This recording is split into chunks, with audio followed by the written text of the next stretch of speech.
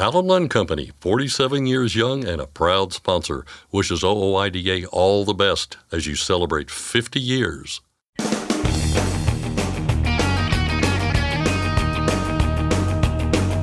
OOIDA, representing America's truckers since 1973, presents Landline Now with your host, Mark Redding. It's the 79th anniversary of the D-Day invasion of Europe, and this is Landline Now. And this is also our 18th anniversary on the air. Thank you for listening. On today's program, a bill that would guarantee truckers basic amenities that most Americans take for granted, access to bathrooms, is now in Congress. I'll talk with OOIDA's Louis Pugh. Joyce Brenny of Brenny Transportation has been named the chairperson of the Women of Trucking Advisory Board. We'll chat with her about her plans for that board. A bill in California would set some requirements for autonomous trucks in that state. State Assembly member Cecilia Aguiar Curry talks about what the bill would do and why she sponsored it.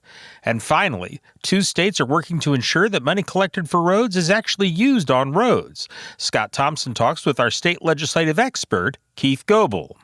But first, today's headlines. A bipartisan pair of lawmakers reintroduces a bill that would guarantee truckers bathroom access.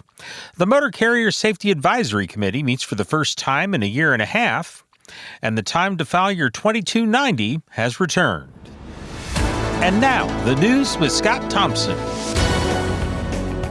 Thanks, Mark. Our top story today, the reintroduction of the Truck Bathroom Access Act in the House. The title of the bipartisan piece of legislation sums up its purpose pretty well. It would ensure that truckers have access to bathroom facilities at shippers and receivers they're already doing business with. No business would be required to build new restrooms, just allow truck drivers to use the ones that are already there. Representative Troy Nehls of Texas and Representative Chrissy Houlihan of Pennsylvania are behind the bill. Congressman Nehls told Landline recently that this bill is a common-sense solution to a frustrating problem. It makes no sense to me. It was actually embarrassing, quite honestly, to think that these truckers are going to have to go out there and find that fire hydrant or go out in somebody's yard or find a big tree. Hell, I don't know. But it's absolutely silly and it's shameful that Congress has to intervene here and provide bathroom access for our truckers. What do you expect a woman to do? Now, come on, us boys, we can just go find that tree by the golf course, right? What does a woman do? You know, what are you doing? What are we doing? So we got to be better about this. So we filed that legislation. I think we're going to get that passed. I want to see somebody argue the point. I want to see a member of Congress say, I can't support that. Oh, that would be fun. I want 5 minutes with them. The bathroom access bill has wide support outside the halls of Congress from trucking groups like Women in Trucking and the American Trucking Associations. And the Owner-Operator Independent Drivers Association is a strong supporter as well. OOIDA President Todd Spencer noted that over 70% of America's freight is exclusively carried by trucks, yet every single day men and women truck drivers are forced to hold it because they aren't allowed access to the restroom when picking up or delivering freight. It's also something OOIDA Executive Vice President Louis Pugh brought up during a recent hearing in the U.S. House when he was asked by Representative Nehls about the problem. You know, drivers, like we have talked about, they're allowed to work a certain amount of time, they have a certain amount of hours. So they are trying to get to where they need to be, get the products delivered to the shippers and the receivers. The least a shipper could receiver could do is allow that person to use a facility that they have in place already when they get there, and it's not happening. We'll hear more from Louis Pugh here in just a moment on the show. OOIDA plans to launch a nationwide campaign in support of the restroom access bill once it's assigned a bill number. You'll be able to find that on the fightingfortruckers.com website. FMCSA's Motor Carrier Safety Advisory Committee met today for the first time since December of 2021. The committee, which consists of about 24 industry experts, has a lot to cover over their 2 days of virtual meetings. Today's was about analyzing commercial motor vehicle safety data and discussing the agency's large truck crash causal factors study. OOIDA President Todd Spencer is a member of the Motor Carrier Safety Advisory Committee, or MCSAC as it's also known. During a conversation about the large truck crash causal factors study, Spencer noted that the association is generally supportive of such studies because it's hard to prevent crashes when you don't know all the factors causing them. But Spencer also urged officials to go in with an open mind when it comes to all the regulations that have popped up in recent years. I'd like to make sure whatever data we capture can actually be insightful in terms of actions that we can take, because, coming from trucking perspective, from going back to 2010 to now, we've seen lots and lots of regulations, and all of these are supposed to improve highway safety and reduce fatalities and crashes and injuries and things like that. And, that's not happening. So, you can certainly discuss the reason that they're not, that the numbers are going in the wrong direction. But at some point, I think it's reasonable to measure the effectiveness of what's been done so far. And if we can't show that things actually improved as a result of this, then maybe it's the time to put that effort, downscale that effort, and move in a different direction based on some kind of real logical information that would be more likely to produce a positive benefit. Wednesday's agenda includes a presentation about the USDOT's National Roadway Safety Strategy and more. That meeting is open to the public, and there is a public comment period at 4 p.m. Eastern. Diesel prices continue their downward trend. The Energy Information Administration says the national average was down nearly 6 cents last week to $3.79 a gallon. That makes 7 straight weeks of declines, according to the EIA numbers. ProMiles.com numbers show a similar trend as well. Tuesday morning's average was at $3.91 a gallon, down 4 cents from last week. Both EIA and ProMiles track 10 separate regions, and both have prices dipping in all of them, according to the most recent reports. Spot rates are showing stability as we head into June. Landline Now's Ashley Blackford has the details. The number of loads posted on the Members Edge load board fell by 11% last week. Robert Rouse with DAT says a lot of freight moved ahead of the Memorial Day weekend, and now things are settling back down to seasonal levels. The good news about spot rates this week is they seem to be showing some stability week over week. When we look at vans, there was really no change from the previous week. They came in at $2.15 a mile. Reefers were down a little bit, but only by a cent from last week at $2.48 per mile. And lastly, flatbeds were the only one that was really up, and they were at $2.65 a mile last week, which was up actually 3 cents from the previous week. It's not a huge change, but a little bit of upward movement for flatbeds there, which is good to see. Rouse says a couple of markets to watch are Los Angeles and Ontario, California. He says demand for vans remains high in those markets. For Landline Now, I'm Ashley Blackford. Thanks, Ashley. And finally, the pre-filing period for Form 2290 has begun. The heavy vehicle use tax is paid annually to the IRS on vehicles with a gross weight of at least 55,000 pounds that operate on public highways. Fees start at $100 and go up from there based on the truck's taxable gross weight. The deadline to file is August 31st. OOIDA created a video about the highway use tax in Form 2290, which covers fees, due dates, and a breakdown about how to file. You can check it out on the association's YouTube page. We've also got a link to it at landlinenow.com. And that's Landline Now News for today. I'm Scott Thompson. Thanks, Scott. If you'd like to support the OOIDA Mary Johnston Scholarship, you can donate to the fund.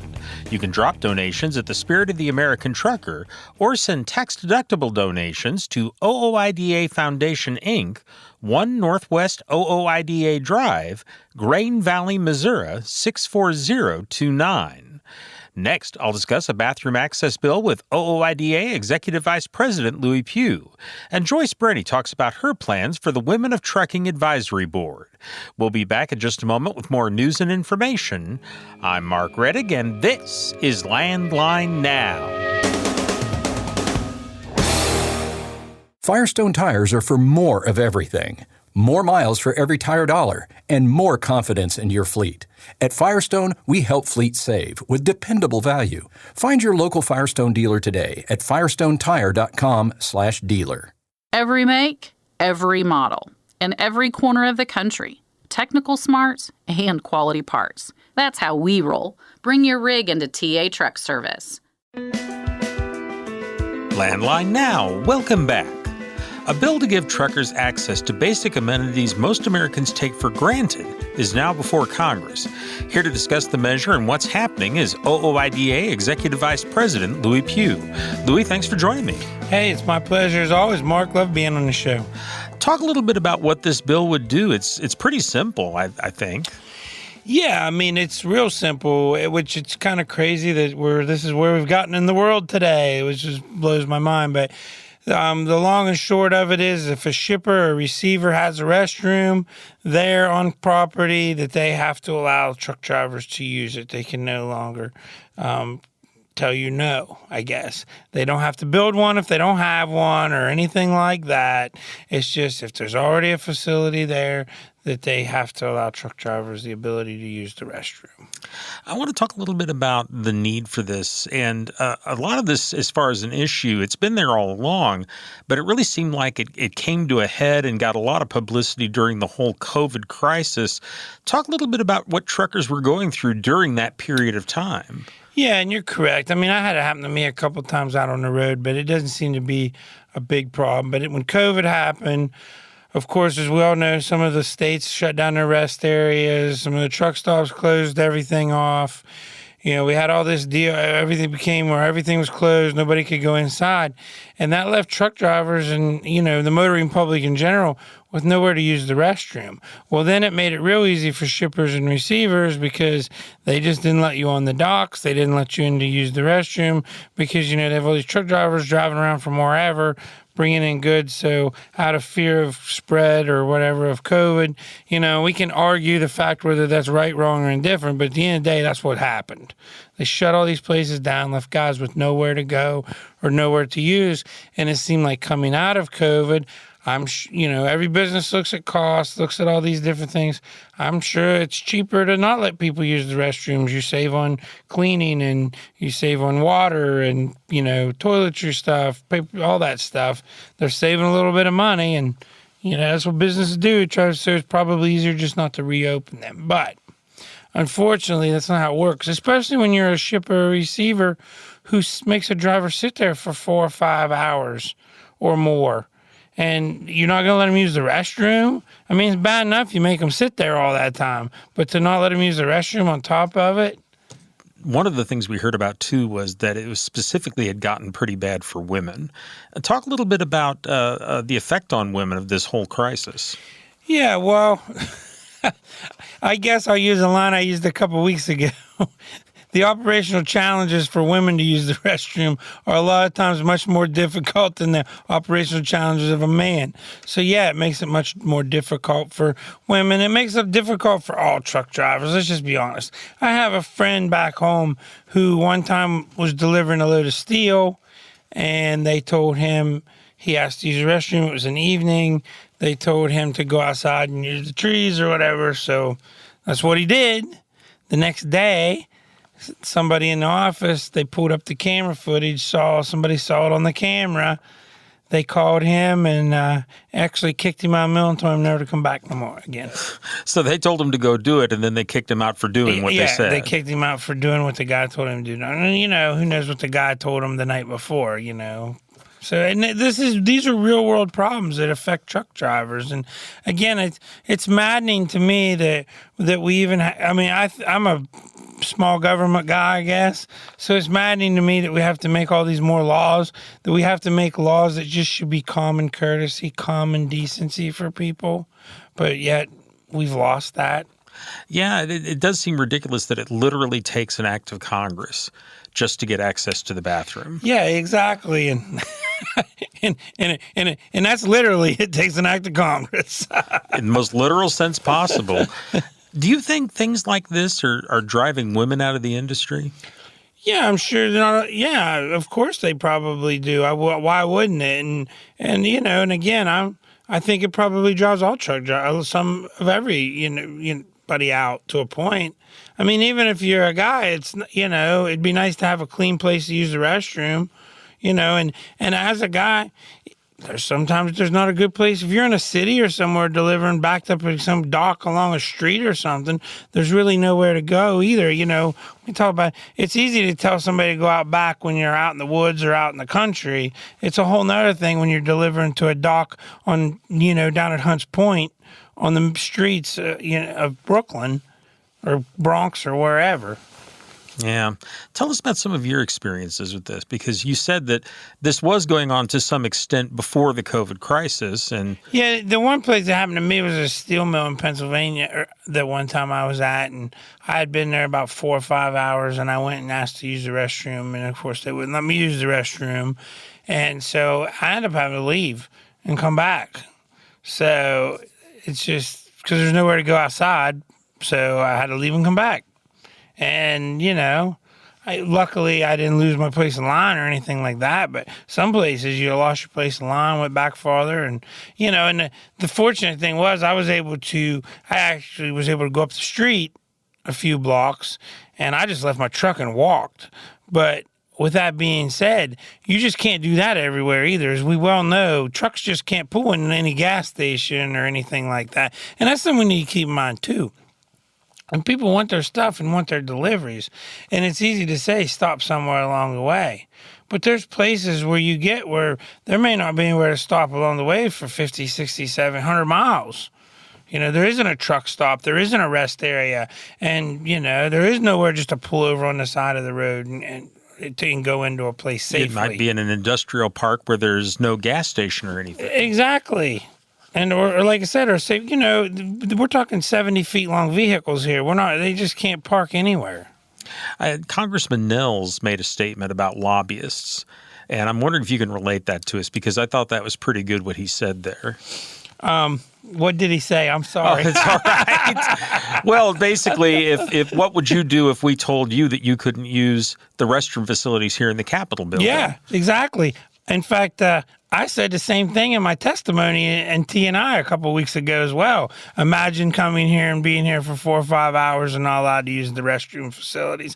And it's true. Nobody wants to talk about that. It's the same thing we say about hours of service or many of these other crazy regulations that truckers have to follow with no flexibility or no wiggle room. You've talked with members of Congress, mentioned Representative Nels, of course, but you've talked with a lot of other members of Congress about this. Tell us a little bit about those conversations. So far, I would first say they're shocked. Maybe shock and awe is the first one. And then because again, it's hard to believe that there's people out there that wouldn't let a trucker use their restroom when they're delivering to that business or picking up for that business. So first, it's just a shock and awe. But kind of once they get over that and you talk about the COVID and how this all came about, I haven't really heard anybody against it, to be perfectly honest. Because again, we're not mandating that they have to build restrooms. We're not mandating what kind of restrooms it has to be. Nothing of that. It's just if they have a restroom, they have to allow the driver to use it. It's interesting you mentioned that because, of course, something else Congressman Nels said is he would love someone to make the case to him that they shouldn't allow it. Yeah, exactly. And I would like to hear that case myself, because that's going to be a really tough one. I would think. Somebody's going to make it probably at some point. Talk a little bit about the process of working with Congressman Nels on this bill. What does that process look like? What has it been like to work with him? Congressman Nels is a great guy, great friend of trucking. He gets it. He really does get trucking. He's a colorful, fun guy, just as a person to meet and get to know. But no, it's been a great process. This is something that's really been near and dear to his heart. I would also say that Congressman Houlihan feels the same way, that she's really stepped up to the plate as well with understanding. This is something they both embrace and understand the problem. And Congressman Nels, back to him, he's had this bill, and there's been other things out there. He's interested in trucking. He's on the right side of trucking on pretty much everything, in my opinion. How is support overall in Congress looking for this? I think it's pretty good. Again, I think there's a lot of shock and awe. I think there's going to be people who have big shippers and stuff like that in their district that probably won't be as keen about coming out publicly, but I think most people get it. I mean, let's keep in mind, we had a bill just like this in the state of Washington. It was a state bill last year for the ports, and it passed, and the only pushback was really big shippers, big receivers were pushing back. And so now they're working to try to get one for everybody in the state of Washington, because last year was just for the ports. And what they found was once the law passed, and unfortunately, this is what happens a lot of times. once a law passed, they never really comes into play because once the law's on the book, people just do the right thing, which would be a lot simpler if they do the right thing in the now, first place. and then we wouldn't have to make a law. So, that's been one of the things we've heard is who's going to enforce this, how's it going to be enforced. Well, from what we're seeing in the state of Washington, not saying that there won't be enforcement needed somewhere along the way, and that's not important. They kind of really hasn't needed been any enforcement up there because, again, once it's passed, the courts just did the right thing. Most laws people voluntarily follow. Yeah, exactly. And especially when you come into a business, it becomes a lot more. If you want to do something against the law on a personal note, that's on you. And that's kind of a different animal than if a company or something has to, because then you're talking about lots of people, lots of things that affect you. OOIDA is expected to send a call to action out on this bill pretty soon. That kind of leads to a question there, which is, what can truckers do here? What is the part that they can play in trying to move this bill forward? Yeah, there should be a call to action come out in the next day or two, I would say, as soon as we get a bill number. And with that being said, the truckers can do the same thing I tell them that they should do, and they should be already doing. Reach out to your lawmaker. And the easiest, quickest way for anybody to do this is go to fightingfortruckers.com. It's very easy. You can get on that website. You can read about the bill. You can read about other things that affect trucking. And you can send a message to your congressman, senators. I mean, this is something in Congress right now, but you can get something out to your congressman asking him to be a co-sponsor on this bill. There's other bills out there like parking and some other things you should be asking them to do as well. Send them separate letters. And like I tell everybody, you can go on fightingfortruckers.com, send a message to your lawmaker about this or any other thing about trucking for that matter, as quickly, or if not quicker, than you can do it. Send something to Facebook, Twitter, any of these other social media platforms, bitching about these problems, and get it right there to somebody it matters. Because that's the thing. You put it all over social media, nobody really cares. And I'm not trying to be, but it's not going to change anything. If you send it to your lawmaker, maybe it will, maybe it won't. But there's a much, much better percentage of there being change going to a lawmaker than sending something to social media, because it's never going to change anything on social media. We've got just a little bit under a minute left, Louis. Any suggestions for people on how to approach their members of Congress when they do contact them, either on the phone or through Fighting for Truckers? Yeah, if you're going to reach out to your congressman, first and foremost, be professional. You're a professional, be professional. First and foremost. Secondly, real-world examples. Say, I'm a truck driver. I've had this problem. I've run into this problem. This is the problem. And no matter what you're talking about, and this is what could be done to fix the problem. If you're not talking about, we all know it can be fixed, the bathroom problem, but if you're talking about some other problem, say, I'm a trucker. This is what I see. This is what needs to be done to change it and make it better. Give them something that they can look at. Excellent. Louis, thank you very much for the information. Hey, thank you, Mark, as always, and thanks to all the drivers out there. Be safe. That was OOIDA Executive Vice President Louis Pugh. And folks, as soon as we have a bill number and more information about this bill, we will bring it to you here on the air. Stay tuned to our show for more details. I'm Mark Reddick, and this is Landline Now. You trust PrePass for more bypasses? Now let PrePass help with tolls. PrePass toll service means lower cost, one invoice for all tolls, and fewer violations. Created by truckers for truckers. Call 877-878-5970 or go to prepass.com. Attention all truckers, Dean Michael, the tax doctor here. I want to talk to you about those dreaded tax problems. I know you want to keep on trucking and not even think about them, but let's face it, they're not going away all on their own. You need professional help. I've been helping truckers put their tax problems in the rearview mirror for years. I can help you too. Call me now for a free consultation at 888-557-4020 or go to mytaxhelpmd.com. It's like I always say, keep your eyes on the road, I'll keep mine on the IRS. 888-557-4020. Landline Now. Welcome back. In 2022, the Department of Transportation chartered the Women of Trucking Advisory Board, a group charged with, quote, reviewing and reporting on policies that provide education, training, mentorship, or outreach to women in the trucking industry and recruit, retain, or advance women in the trucking industry. In mid-May of this year, Joyce Brenny of Brenny Transportation in St. Cloud, Minnesota, was named chairperson of that advisory board. The OOIDA senior member has a long history in trucking and brings extensive experience to the position. I talked with Brenny recently about her history in trucking and what her plans are for the Women of Trucking Advisory Board. Well, I'm always trying to think of a short version of that, and I'll do my best. Graduated from high school in 1981, and thought I'd get myself a part-time gig. I was a farm girl, so I was driving something since the day I could remember. Started driving semi-truck in summer of 1981, and I've been in trucking ever since. Started my own trucking company in 1997. I have to remember. No, it was 96. I lied. And, so we currently have right around 80 trucks, a logistics division, a warehouse division, and what I do. I'm in the trucking industry, and I love it, and try to make a difference, and try to keep the people part of trucking front and center, because that's the most important thing. And drivers are my heart. And anyone that knows me knows I care a lot about professional drivers, probably because I did that job and I know how challenging it can be. Now, for those who don't know, you've been named chair of the Women of Trucking Advisory Board. What is the mission of that board?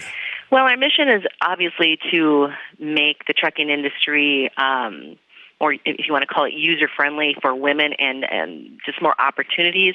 However, along with that, we feel that we're not just only focusing on making it better for women. If we make it better for women, we're making it better for everyone. And truly that's, what it's all about, is working together, and men and women working together to make the industry better for all of us. But just having more opportunities for women and finding where and how they can enter the trucking industry, have the training that is needed, and just know that they're welcome in the trucking industry. And I think that's been maybe an obstacle that we've dealt with. I don't think women think of going into the trucking industry. So just bringing more awareness is really our mission, and just working on the safety side of things, making sure women feel and are safe, and in turn everyone should have that same feel and are safe in the trucking industry.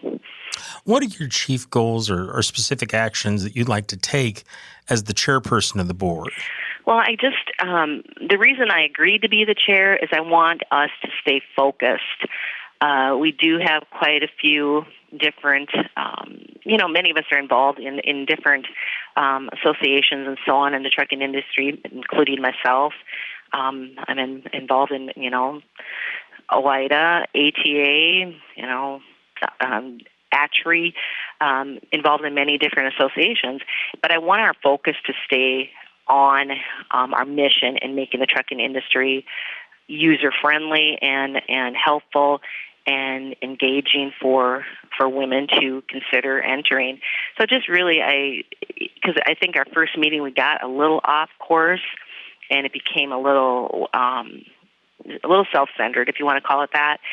And I just felt that we need someone to keep us reeled in and make sure we're staying focused on the reason we all agreed to become part of this board, and that's to make the trucking industry safer and better for women considering entering it.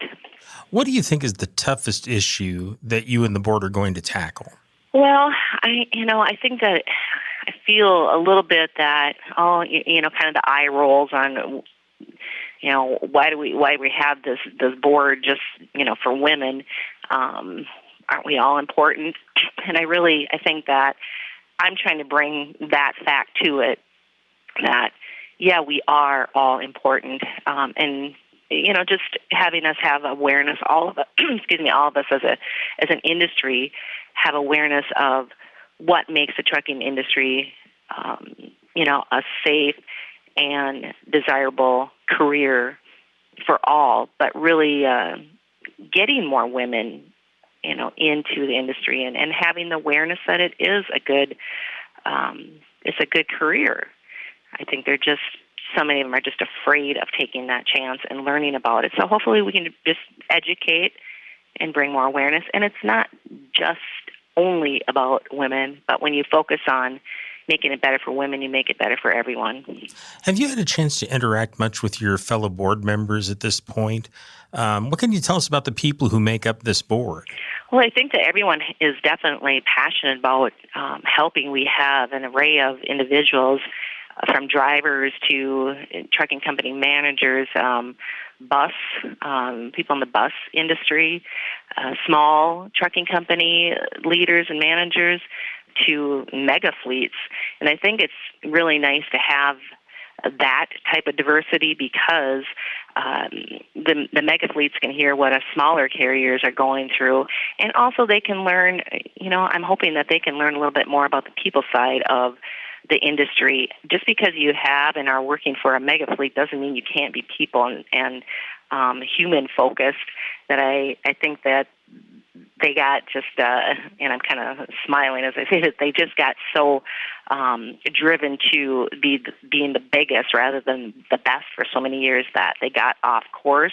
So I think we're learning together what it takes to have an industry that brings the professional back to driving, the professional back to the industry. And I think it's gotten off track. And hopefully we can bring attention to what's really important: professional and the people that make it professional. What's on the agenda for the next meeting of this board? Well, I don't have that yet, but I'm hoping that we can just continue to work on, the different avenues that we can use to bring attention. And, working with the schools is really important, the truck driver training schools. The training part of is something that we talked about. So we really do want to focus on, what can we do to engage the different vocational colleges and schools, along with the training programs in the trucking companies. And hopefully we can, just really make sure that all the schools are doing a service to the new and young, and it doesn't matter what age, but anyone entering the trucking industry. We had a discussion that some of these schools, they really do need to focus on the safety side of things. So we might take a little bit, more of a look at what's being taught in the schools and making sure that these students are getting their money's worth and actually being trained to be professionals. So that's just, something we talked about in the last meeting, and I think that will, continue moving forward with a focus on helping the schools stay and, become even more aware of what it takes to be a professional truck driver. And it's more than just driving. Obviously, you know that. And I think that's something that they miss out on or forget, that it's more than just driving. Well, Joyce, is there anything else that you'd like to add or that I didn't ask about you think I should have? No, I think that just, the part that I'm involved in this because Todd Spencer was the person that nominated me. So I want to say thank you to him and for him thinking that I would be a good voice.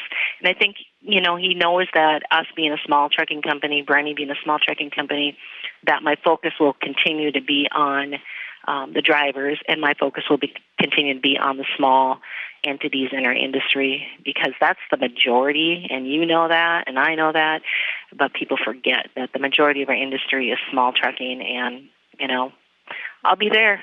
I'll be there as a voice for the small girls and guys. Well, excellent, Joyce. Thank you very much for your time. Well, thanks for the opportunity, Mark. It was nice chatting with you. Joyce Brenny of Brenny Transportation, chairperson of the Women of Trucking Advisory Board. A bill in California would set some requirements for the testing of autonomous trucks in that state. State Assembly member Cecilia Aguiar Curry is one of the authors of the bill, AB 316. I spoke with her about what the bill would do and why she sponsored it. Well, yeah, basically the bill will require that a human safety operator, an employee or a trucker, would have to be would be present when they're driving an autonomous vehicle over 10,000 pounds that is driven on public roads. And obviously the operator has to have the relevant licenses to do so and certifications. But the main reason why I've done this bill is for safety. And I want to make sure that our roads are safe, and an autonomous truck without a human safety operator is, I think, very troublesome to myself as well as my constituents. And so that's what the bill came down to. And it protects that we're safe on the roadways more so than not. I mean, there's always a chance of an automobile accident. But we had a little bit of an issue. California Department of Motor Vehicles started doing workshops trying to get input from how we could deploy these autonomous trucks. And it really raised a lot of backlash from not only labor, but our constituents. And they wanted all this kind of work done transparent and accountable. And so that's kind of where the bill all came about. To me, I love technology, so let's be perfectly clear. I want to see the technology to move forward, and I want that to be done safely. And as soon as we gather additional data, and that data and that reporting comes back to the legislature, and then we can basically approve it or not approve it. What's the current status of the bill in the Assembly? It got out 69-4-7, so 69 agreed to it for no and 7 not voting. Have you had any reaction yet from the state Senate? No, not yet. I'm confident. I've already been working it with some of my senators currently, and as they say, is the constituent safety is number one, as well as making sure we maintain jobs. And one of the things that's really difficult as we do a paradigm switch is that these people, there's 500,000 truckers in the state of California. We need to make sure that they have somewhere to go or retraining or whatever the case might be. But they're all concerned about safety, jobs are the main things that keep coming up. But as you can imagine, big tech is nervous about us not going forward. That we will slow down the autonomous trucking, which that's not our intention. The intention is just to get the data to make sure we're going in the right direction. But big tech, has the money. They're going to be doing, I'm sure, a full force on the lobbying, and which is fair. They can do that, and I think what it's going to come down to ultimately is our constituents want the roadways to be safe until we get the autonomous trucks working as planned. Is there anything else that you'd like to add about it or you think I didn't ask about that I should have? We've been working really hard on this bill, and the public is just not ready for the deployment of these AVs yet. So eventually it'll happen, and I think we want to make sure that we have people have their jobs, but we make sure the process that we're going to follow is transparent, and that the pressure from outside influences to the legislation, we need to make sure that they understand the importance of having our a study done, and we make sure that we're going to take that information. We don't have a timeline. A lot of people say, well, why don't you say in 3 years? Well, I don't know in 3 years if they're still safe, if they're safe or not. I think we'll be able to tell that as the data is collected. California State Assembly member Cecilia Aguiar-Curry speaking about her bill, AB 316, to require drivers in autonomous trucks. We'll be back in a moment with more of our program. I'm Mark Reddick, and this is Landline Now.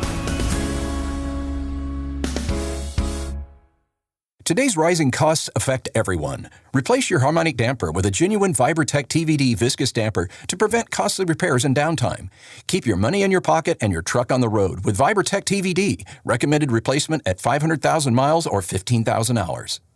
Since you started, what you've loved about trucking is the freedom. Heading out on your favorite route, a good driving song, and thinking about truck insurance. Well, maybe not that last one. That's why we're here. At OOIDA, we have a full range of truck insurance products, expert advice, and great customer service, helping you get the right coverage for your operation. Go to OOIDA.com, because your job is to drive. Our job is to help with everything else. It's tested and proven. Burn 2.1% less fuel when you balance all wheel ends with Centromatic. Call 800-523-8473 to get the OOIDA discount. Welcome back to the show. We'll close things out today with our weekly state legislative update, and today that takes us to Alabama, Pennsylvania, and New York State. 2 of those states are making moves on road and bridge funding, while another is considering speed limiters for all passenger vehicles. For all the details, Keith Goebel of Landline Magazine joins us here in the studio. Keith, how you doing? Scott, doing all right. How you doing? Doing just fine. Thanks for being here as always. Let's zip through this road and bridge funding issue first. We're talking Alabama. We're talking Pennsylvania. They're looking at this issue right now. And the idea, I suppose, is to make sure that revenue from fuel taxes is going to the right places. That's kind of where this starts, right? Yeah, and obviously that's really the highlight is that we're talking about funding for roads and bridges without new taxes or fees, making sure that money that has been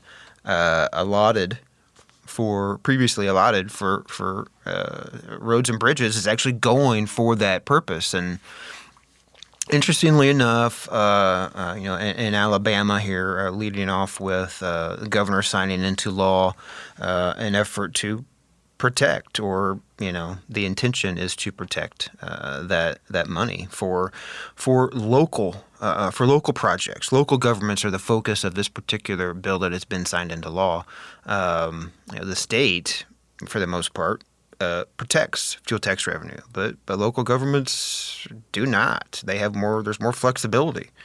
So trying to address that with this new law in Alabama. Yeah, in Alabama's case, a bit complicated, I think, because the current rule there, right, localities can collect their own fuel taxes. And I think that was kind of the idea here with it complicating. They're not sure where the money's going. Is that the idea? Yeah, it's hey, whenever you talk about laws or bills, I mean, I think it's fair to say that they're all going to be complicated. Yeah. And yes, Alabama, unique again. They have more than over 100 of their municipalities around the state they do collect their own fuel tax, local fuel tax. And again, yes, state fuel tax revenue is protected, but at the local level, they can use it for other purposes. And that's what a good number of localities do around the state of Alabama, which is why we had this bill that was introduced and ultimately signed into law. Now, to get it into law, some revisions were needed to be made. Initially, as it was introduced, it simply said any local fuel tax revenue must be used for road, bridge, construction, maintenance. That's just only that.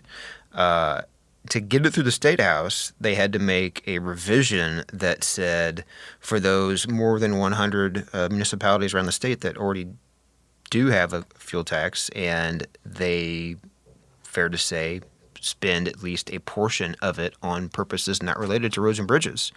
They had to include a provision into the bill that said those communities that already practice this, they're grandfathered. They can continue with it.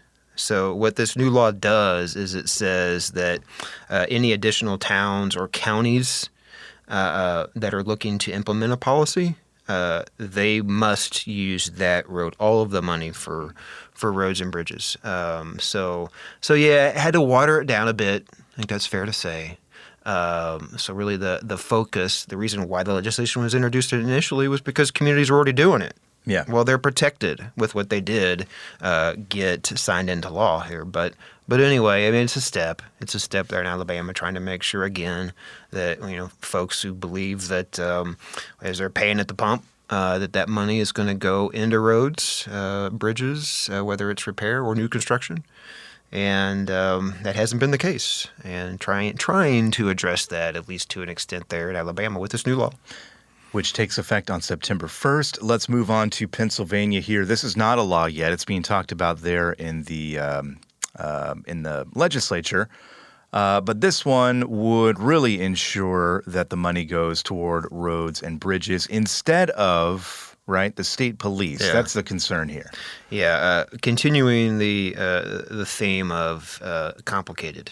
Yes, in Pennsylvania, Sure. For years and years and years and years, money that is collected from the state's fuel tax, portion of it goes to the state police so that they can, pay troopers or those expenses. And I think the amount that was diverted from the fuel tax revenue to the state police topped out at almost $1 billion, in the neighborhood of $1 billion here within the past decade. And the legislature said, all right, we need to address this.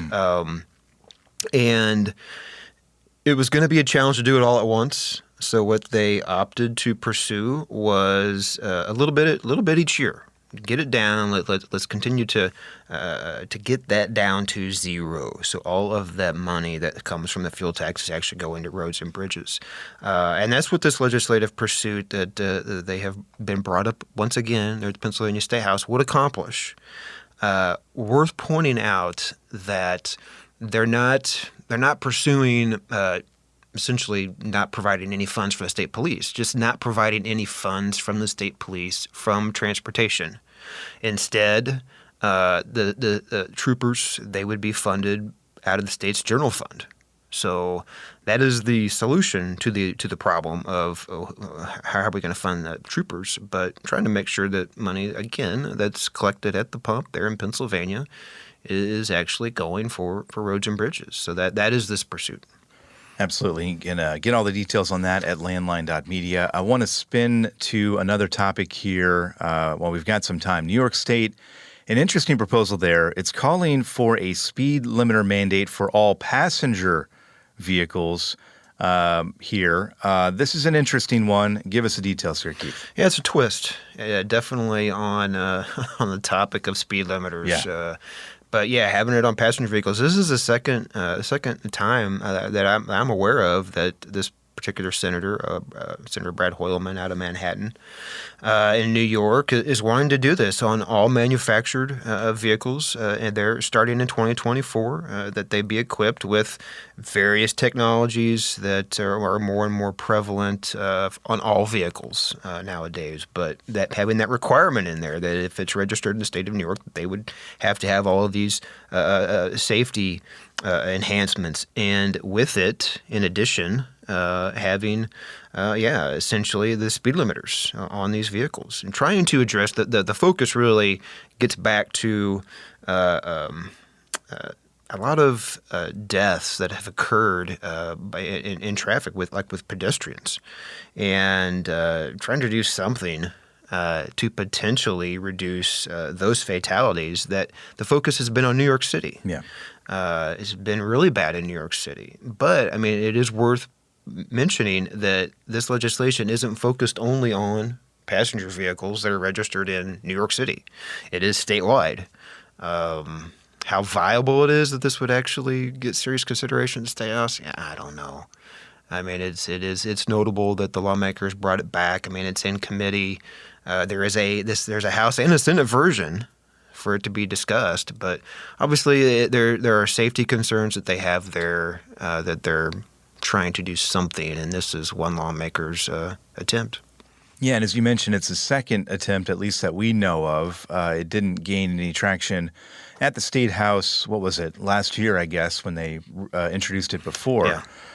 But as we continue this conversation about FMCSA's proposal for a speed limiter mandate on all heavy trucks, as you kind of said there, this is an interesting twist here to something there in New York State that I would guess is probably not going to gain much traction as we look forward here, but it is a conversation that's being had, and we'll see where it leads. Keith, speaking of conversations, we appreciate always your conversations with us, and we'll talk to you next time. Well, thank you for having me. Our thanks to Keith Goebel of Landline Magazine for his time, and our thanks to you for joining us.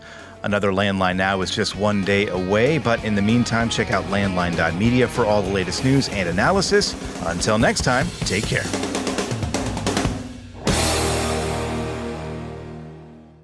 Penske owns and operates some of the best-maintained vehicles on the planet. Our used trucks come with a 5-year maintenance report and pre-sale inspection. So if you're in the market for a top-quality pre-owned truck, look no further. Search our inventory today at PenskeUsedTrucks.com.